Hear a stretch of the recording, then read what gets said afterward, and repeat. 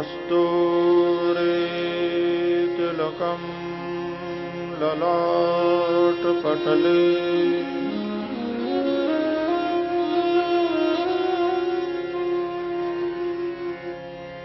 वक्षःस्थले कौस्तुभम्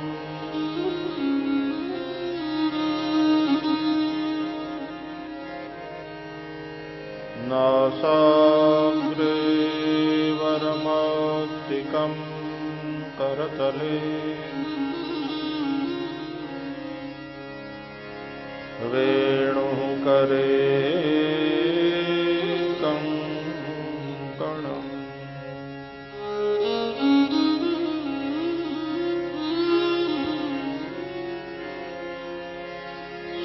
सर्वांगे हरिचंदनं सुललितम्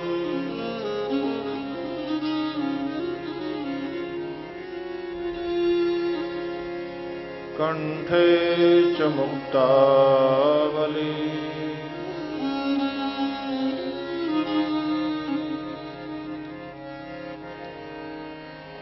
गोपस्त्री परिवेष्टितो विजयते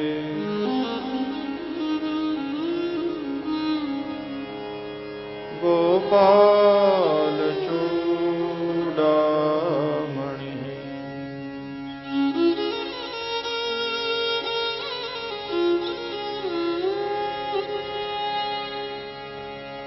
अस्ति स्वस्तरुणी कराग्रविगलत्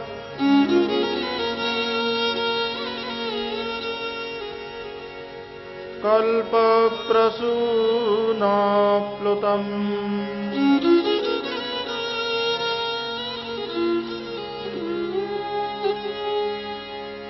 वस्तु प्रस्तुतवेणुनादलहरी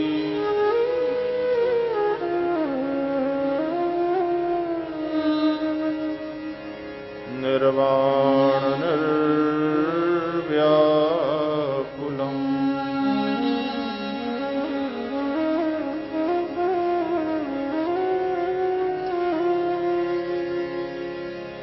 स्रस्त स्रस्त निबद्धनी विविलसत्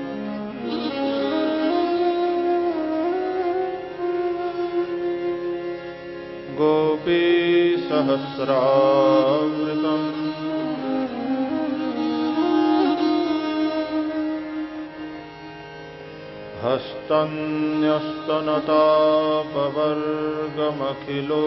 हस्तन्यस्तनतापवर्गमखिलोदारम्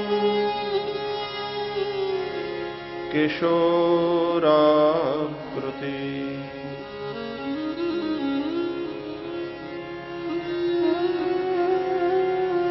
कृष्णं नारायणं वन्दे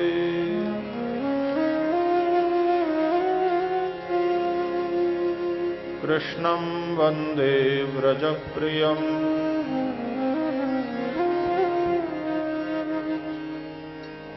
कृष्णं द्वैपायनं वन्दे कृष्णं वन्दे पृथासुतम्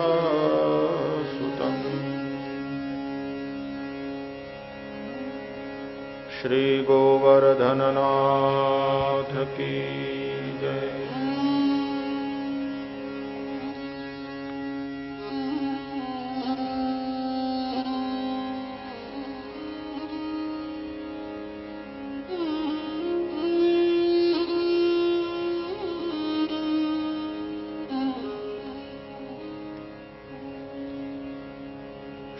श्रीमद्भागवतं पुराणतिलकम्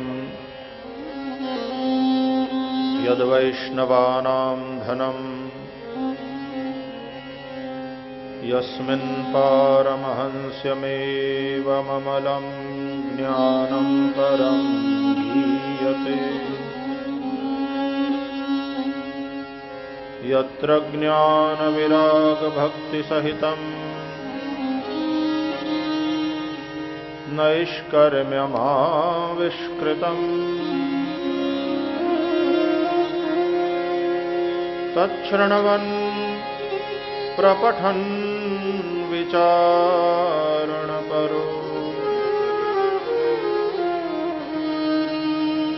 भक्त्या विमुच्येन्नरः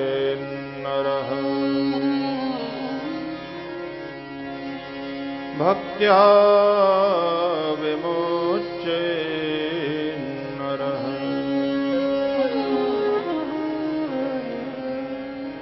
भक्त्या विमुच्येन्नरः।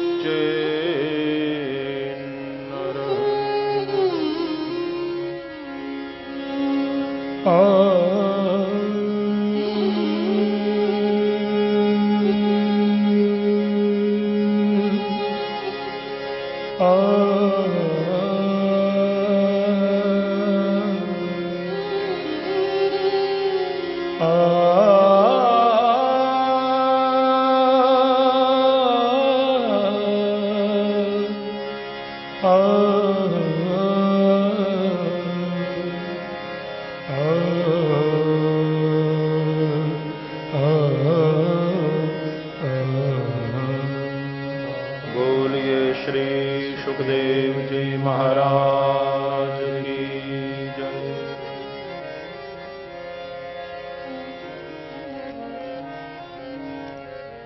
आइए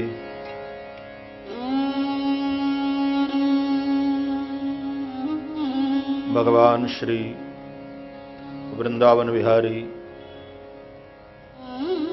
श्री कृष्ण की परम अनुग्रह से प्राप्त इस श्रीमद् भागवत अष्टदिवसीय सत्संग में हम सभी श्रीमद् भागवत के गायन, श्रवण और चिंतन के द्वारा जीवन साफल्य का मार्गदर्शन प्राप्त करें, अपने मन को विशुद्ध करें, कलि कलुष को धोएं और जीवन को धन्य करें। भगवान वेदव्यास जी निवेदन करते हैं, एतस्माद् अपरम किंचन मनः शुद्ध्यै न विद्यते। मन को शुद्ध करने वाला श्रीमद् भागवत के समान दूसरा कोई साधन नहीं है संसार में। दो बातें हैं। तो सारा आधार मन पर है। बंधन है तो मन के कारण, मुक्ति भी होती है तो मन के चलते। मन एव मनुष्याणाम कारणम बंधमोक्षयोः। जीव के बंधन और मुक्ति दोनों में कारण उसका मन ही है।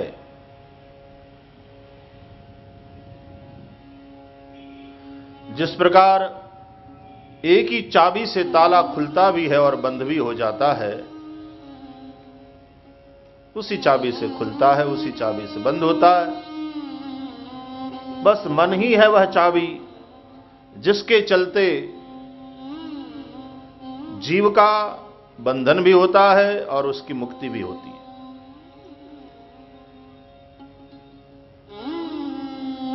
मन यदि मैला है तो बंधन है, मन यदि शुद्ध है तो वो मुक्ति का कारण बनता है। और मन को शुद्ध करना जो चाहते हैं वे ध्यान, यज्ञ, तप, जप, पूजा, व्रत इत्यादि का अवलंबन करते हैं, आधार लेते हैं। लेकिन उन सभी साधन का अनुष्ठान उतना सरल नहीं है।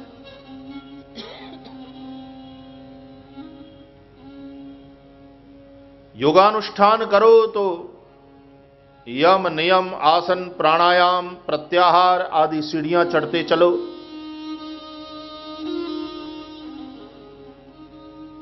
उसमें भी कठिनता है। 5 यम और 5 नियम की सीढ़ियां पहले चढ़ो। 5 यम: अहिंसा, सत्य, अस्तेय, अपरिग्रह, ब्रह्मचर्य। पहली बात है सत्य का पालन करो।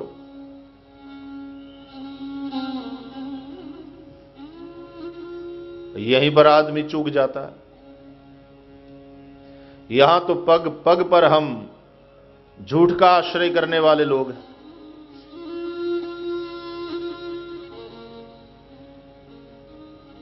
रामचरितमानस कहता है, धर्म न दूसर सत्य समाना। सत्य के समान श्रेष्ठ कोई धर्म नहीं। तो सत्य का पालन करो। दूसरी बात है अहिंसा। मन, वचन और कर्म से हिंसा न हो जाए, सावधान रहो। मन से किसी का बुरा चाहना, ये मन से होने वाली हिंसा है। मन में किसी के प्रति दुर्भावना पैदा हो जाती है, ये मन से होने वाली हिंसा है। ऐसी वाणी बोलते हैं जिससे दूसरे के दिल को ठेस लगती है, वाणी से होने वाली हिंसा। और शरीर से हिंसा लोग करते ही हैं। तो मन, वचन और कर्म से हम हिंसा से बचें। देखो ये यम है, 5 यम। यम का क्या मतलब है? यम, संयम, कंट्रोल करना अपने आप को। ये जो यम है वो ब्रेक है। जैसे मोटर कार में ब्रेक होती है, उसी प्रकार जिंदगी में ये संयम का ब्रेक लगना चाहिए। यदि आप यात्रा करने के लिए जाते हैं तो सबसे पहले ड्राइवर को चाहिए कि अपना ब्रेक चेक कर ले कि अपने कार में ब्रेक ठीक काम कर रहा है ना। तो संयम, क्या आप अपने आप को झूठ बोलने से रोक सकते हैं? क्या वो ब्रेक है अपने जीवन में? क्या आप अपने जीवन में स्वयं को हिंसा करने से रोक पा सकते हैं? क्या वो ब्रेक है आपके जीवन में? अस्तेय, चोरी न करना। क्या बेईमानी का, अनीति का धन घर में आने से क्या आप रोक सकते हैं? चोरी करने से, बेईमानी करने से क्या आप अपने आप को रोक सकते हैं? क्या वो ब्रेक है आपके जीवन में? पहले चेक कर लो। योग के पथ पर जाना है।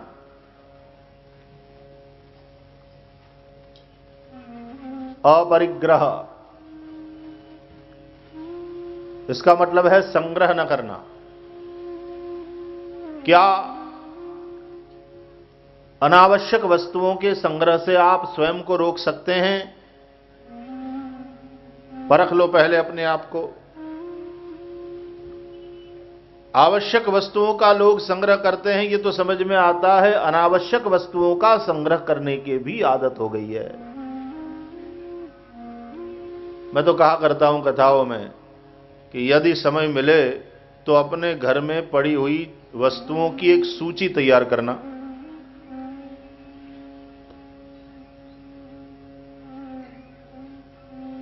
तीन कैटेगरी बनाना। अति आवश्यक वस्तुओं की सूची, आवश्यक वस्तुओं की सूची और अनावश्यक वस्तुओं की सूची। और ईमानदारी से आप वह सूची तैयार करना।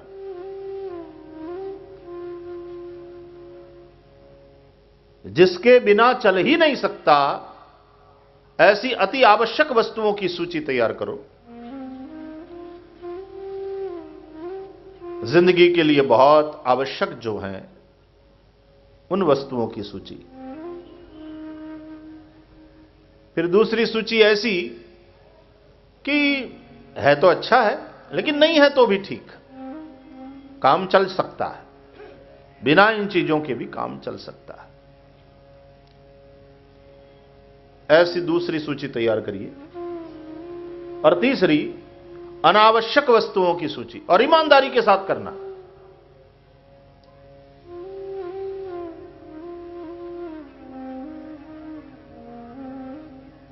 आप पाओगे अनावश्यक वस्तुओं की सूची सबसे बड़ी है।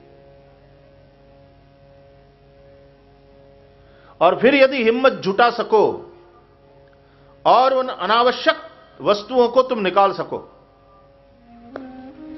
दे दो किसी से, क्योंकि जो हमारे लिए अनावश्यक है वो हो सकता है किसी के काम आ जाए। और यदि तुम दे सको, जिसको देते हो उस अगले के मुख पर जो आनंद होगा उससे आपको आशीर्वाद मिलेगा। देने से, उस त्याग से आपको शांति मिलेगी। और मजे की बात यह है कि फिर अपने घर को देखना, अपनी कोठी को देखना, अचानक से वो बड़ी हो गई लगेगी। कहां तो तुम सोचते थे कि यह स्थान बहुत छोटा पड़ रहा है, 2-3 कमरों की और आवश्यकता है, घर में कहीं जगह नहीं है, और अचानक से तुम पाओगे कि घर बहुत बड़ा हो गया।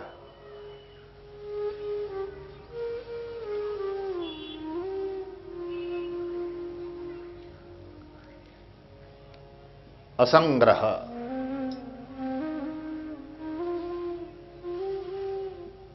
अपरिग्रह।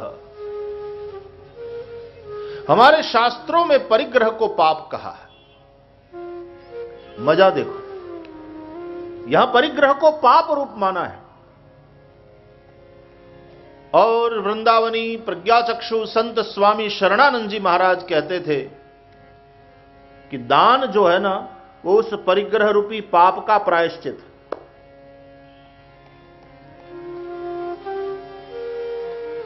प्रायश्चित का ढिंढेरा क्या पिटना, उसका ढिंडोरा पीटा जाता है क्या? प्रायश्चित लोग चुपचाप कर लेते हैं, और यहां हम दान का ढिंडोरा पीटते हैं। हकीकत में वो दान कोई पुण्य नहीं है, दान परिग्रह रूप पाप का प्रायश्चित है।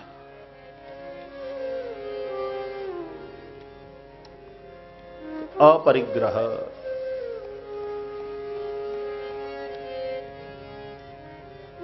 क्या उस प्रकार के परिग्रह, उस प्रकार के संग्रह से आप स्वयं को रोक सकते हैं?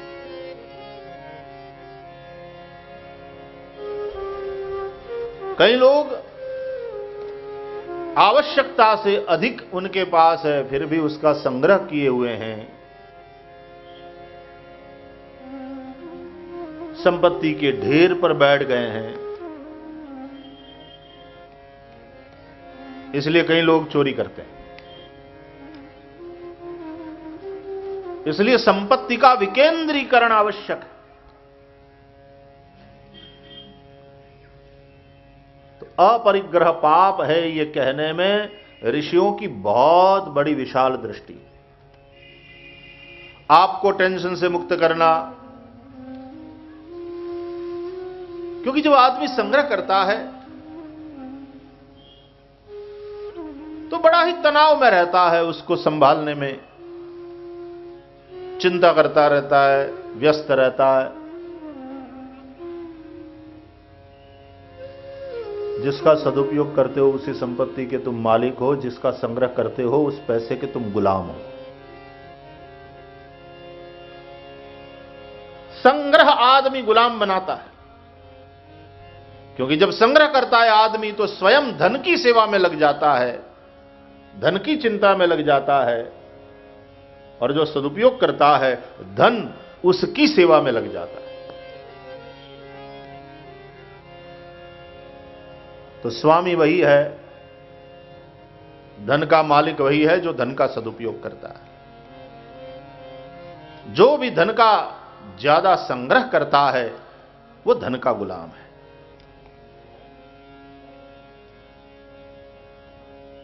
अपरिग्रह। ये एक एक सूत्र बड़े महत्वपूर्ण हैं। ये केवल कथा यहां से सुनना और यहां से निकाल देना, या कथा केवल टाइम पास का साधन नहीं है। ये हमारा साधना सत्र है। इसको बहुत गंभीरता के साथ लेना।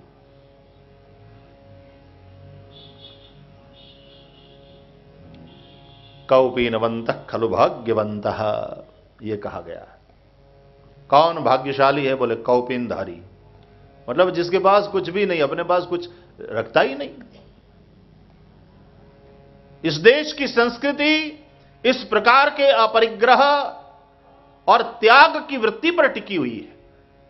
तेन त्यक्तेन भुंजीथा मां गृदः कस्य स्विद्धनम। उपनिषदों में यह उद्घोष, ईशावास्यमिदं सर्वं यत्किंच जगत्यां जगत् तेन त्यक्तेन भुंजीथा मां गृदः कस्य स्विद्धनम।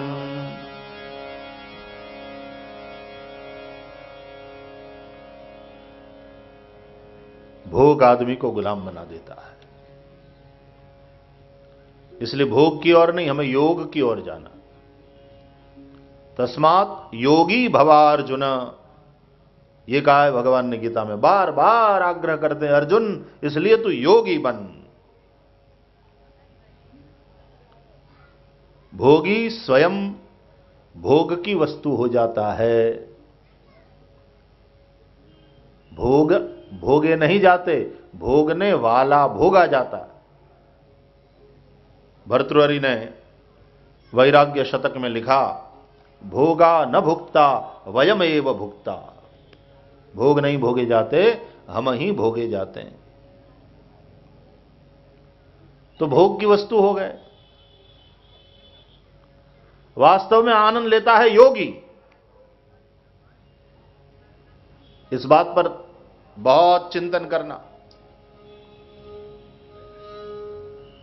आदमी आज स्वयं उपभोग की वस्तु हो गया है। कहते हो उपभोक्तावाद बढ़ा है, लेकिन इंसान स्वयं उपभोग की वस्तु हो गया है।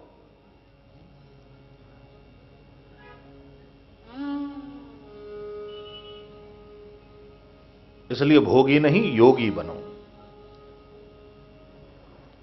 तब तुम वस्तु नहीं, व्यक्ति हो।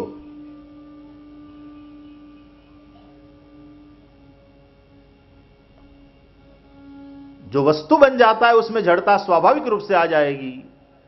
जो व्यक्ति बना हुआ है उसके जीवन में करुणा होगी।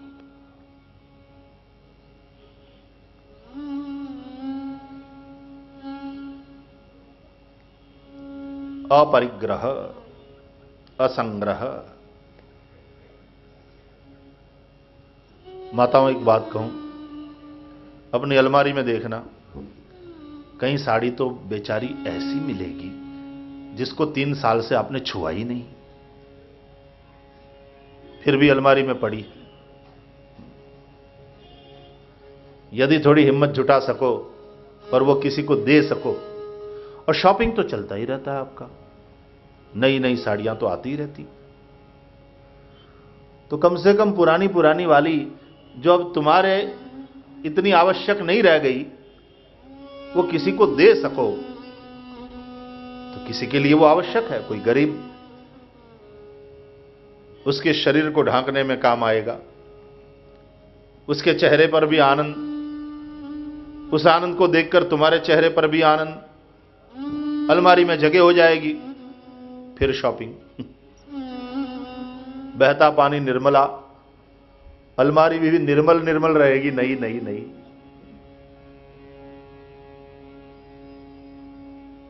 उस साड़ी को भी अच्छा लगेगा कि किसी के में काम तो आई, यहां तो अलमारी में 3 साल से पड़ी थी, मालकिन ने मुझे छुआ तक नहीं था, 3 साल से हाथ भी नहीं लगाया। बेचारी साड़ी भी आशीर्वाद देगी कि मुझे बाहर तो निकलने को मिला। कहीं किसी बहन के